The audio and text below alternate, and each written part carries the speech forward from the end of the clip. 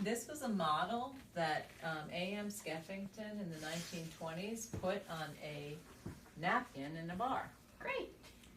Very cool. So he actually talked about two streams of visual processing. There's the where is it and the what is it stream.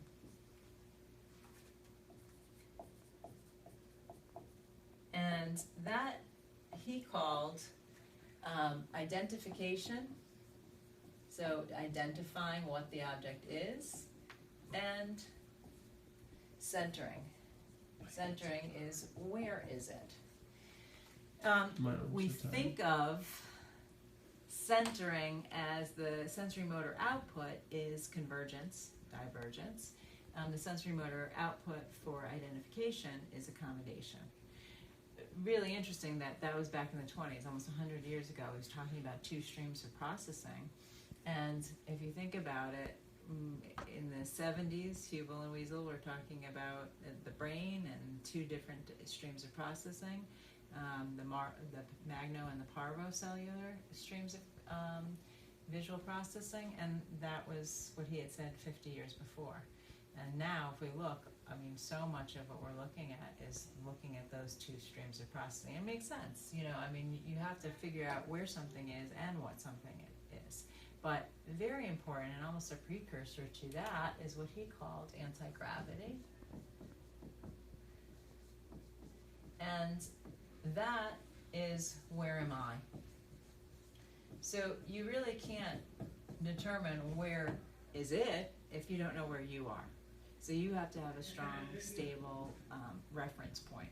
So that has to do with things like proprioception, balance, coordination, involves the cerebellar system. So it's amazing that he linked that. He was saying way back when, you can't have a visual system intact unless you've got anti-gravity.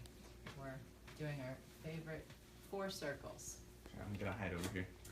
That's fine. The last one is speech language.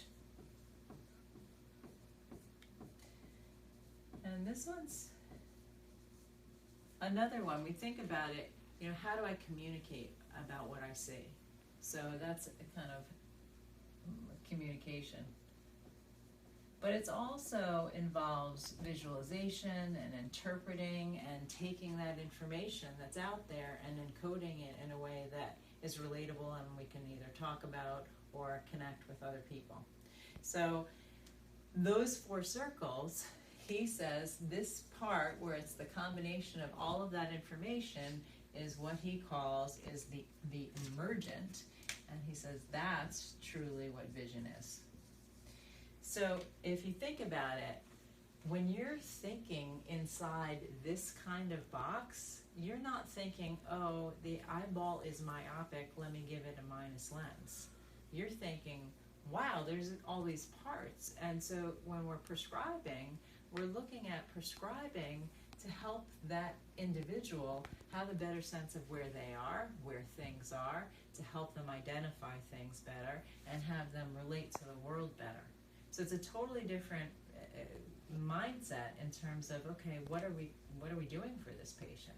And then when you're thinking about it from a therapeutic standpoint or in the therapy room, you know, what tools, lenses, prisms, whatever, can we use that's going to create, say, an awareness or a shift in posture, balance, how they're seeing, how much of the world they're seeing, the detail versus the periphery. So, I mean, again, you can think of it more in terms of this is your more ambient system, that's your more focal system.